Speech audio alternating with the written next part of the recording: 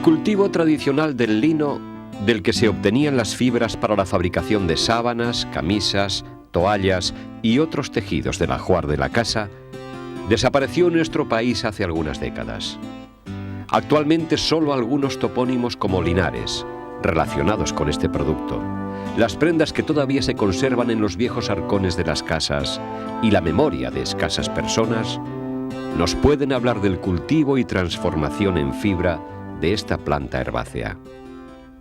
Hilario Artigas, de Agüero, es uno de esos pocos labradores que conocen todos los secretos del cultivo del lino.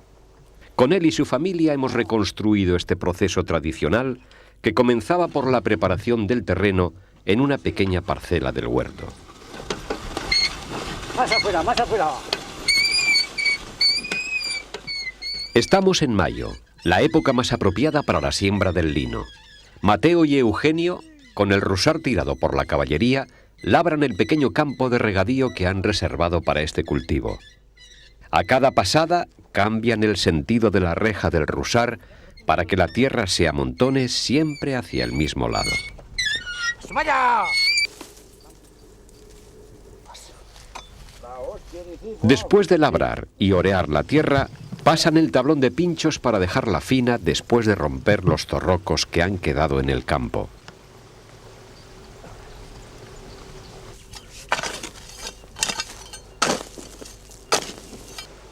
Antes de sembrarlo, el terreno se divide en tablas para facilitar el regado uniforme. Mientras Hilario tira la línea de cada tabla a la anchura que se ha marcado con una caña, Mateo y Eugenio hacen los caballones y surcos que la separan. Si no hiciéramos esto, se iría todo el agua.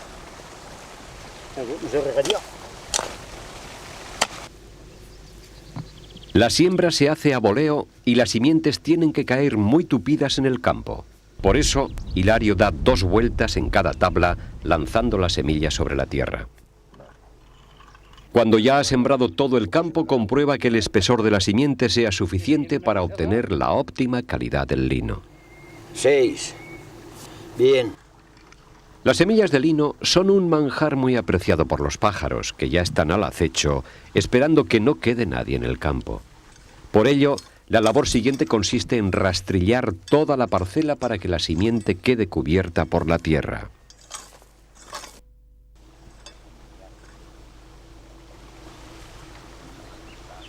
El terreno utilizado para cultivar el lino tiene que ser de regadío, pues al tratarse de una planta herbácea requiere mucha agua para su desarrollo. Ahora bien, el cultivo del lino perjudica al suelo enormemente, y ya Virgilio lo dejó escrito. Pues abrasa el campo una plantación del lino, lo abrasa una de avena, lo abrasan las adormideras empapadas en sueño leteo. Cada 5 o 6 días, Hilario se da una vuelta por el campo para regar el lino. La distribución del terreno en tablas facilita ahora el regado uniforme.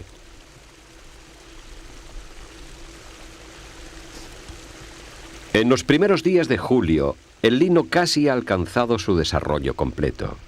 Este es el momento apropiado para echar nitrato y darle más fuerza al crecimiento de las plantas. 9 semanas después, en agosto, el lino florece. El calor estival favorece el secado rápido de la planta y la terminación de su ciclo de desarrollo. A mediados de septiembre el lino está completamente seco. Hilario y Mateo, después de haber humedecido el terreno para facilitar el arrancado, proceden a recoger el fruto de su trabajo. El lino se arranca a tirón y se tiende en el suelo en pequeños manojos atados con la misma mata. Durante 3 o 4 días, los manojos permanecerán expuestos al sol y la intemperie para que se oreen y pierdan humedad.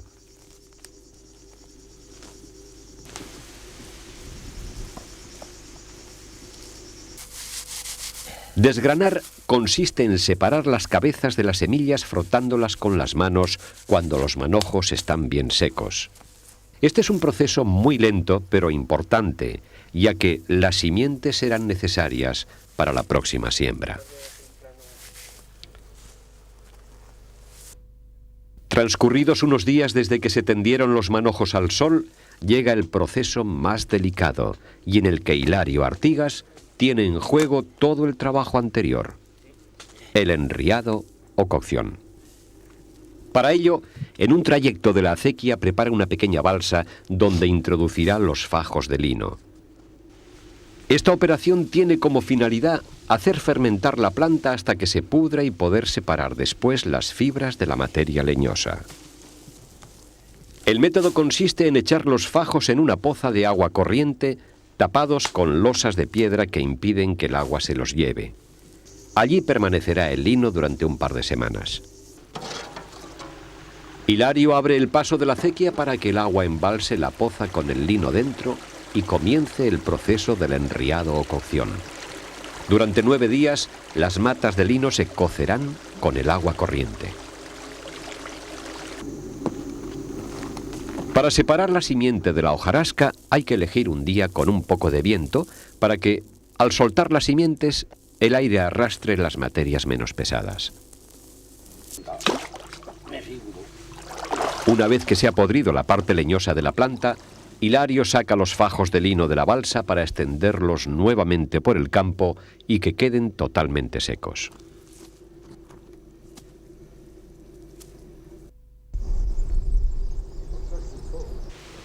El número de días a utilizar para el secado de la planta depende del tiempo que haga en estas otoñales jornadas de octubre.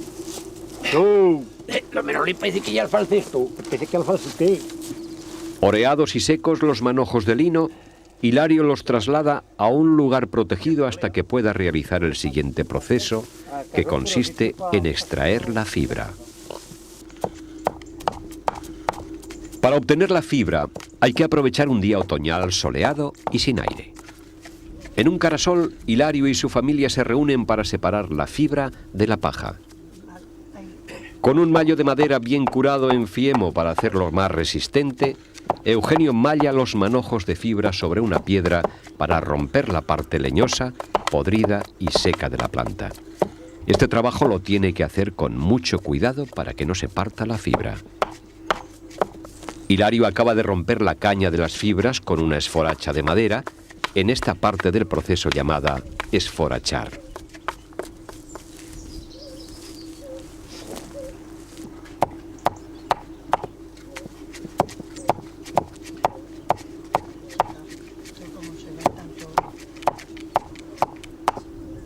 Con certeros golpes de la espadilla, Pilar saca toda la paja que se ha quedado enganchada en la fibra durante las labores anteriores.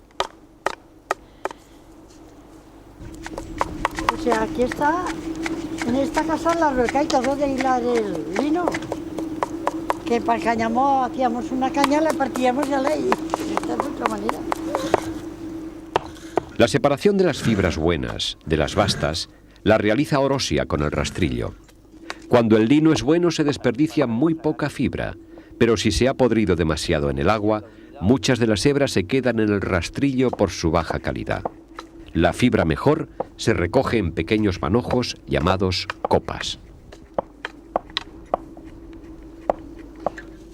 Obtenida la fibra del lino, todos los procesos posteriores del hilado son exclusivos de las mujeres.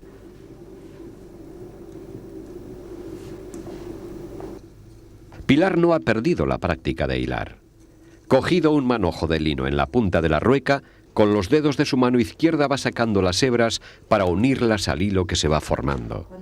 Con su mano derecha gira el fuso, torciendo con su movimiento el hilo que lo sujeta.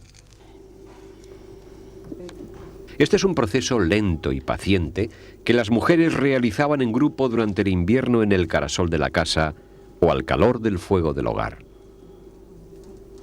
A Pilar le ayuda su hija Ana, que, aunque no tiene la destreza de su madre, se podría considerar como una de las pocas mujeres jóvenes que saben hilar el lino. Aquí estamos todo invierno hilando. Después, pues para hacer sábanas y para hacer servilletas y eso. La cantidad de hilo que se recoge en el fuso recibe el nombre de fusada. Las fusadas hiladas se guardaban hasta que hubiera una cantidad suficiente para convertirlas en madejas.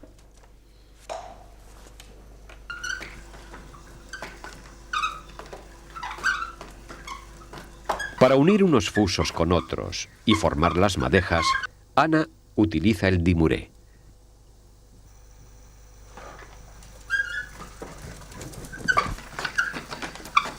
Una cuchara de madera le permite mantener una determinada tensión en los hilos, de tal forma que, al sacar la cuchara, se destense la madeja.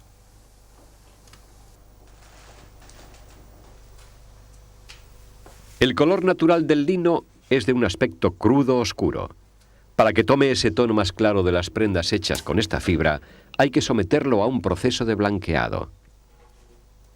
Para ello, Pilar introduce las madejas ordenadamente en un cuenco de barro y cuando está lleno, las tapa con una tela llamada cenicero.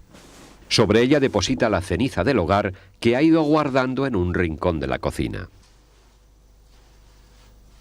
El proceso de la colada consiste en echar uniformemente agua hirviendo sobre la ceniza. Esta toma la fuerza limpiadora de la ceniza y se filtra entre las fibras de lino hasta salir por un agujero que lleva en su base. Pilar recoge el agua resultante en un recipiente y la vuelve al caldero. Este recorrido del agua lo hará 14 veces cada 10 minutos.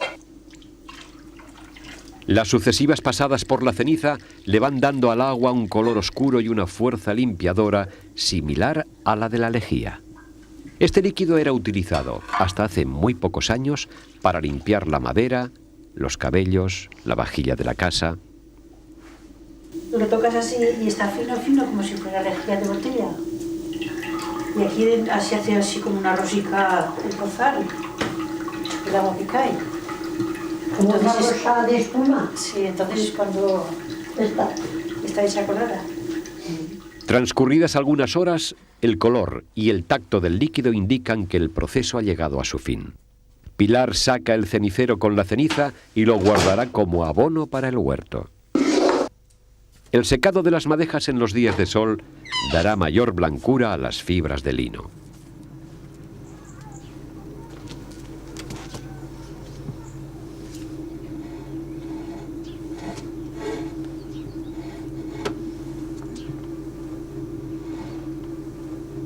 Las madejas han estado un día entero a la intemperie y Pilar las recoge para preparar los ovillos.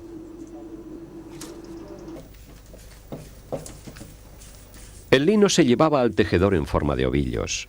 En la devanadera, Orosia transforma las madejas en ovillos.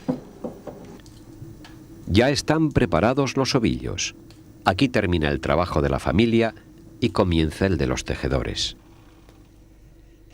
Con el paso continuo de la lanzadera cargada con lino entre los hilos de la urdimbre y fuertes golpes con el batán en la trama para dejarlo bien tupido, la tejedora transforma los ovillos en tejido.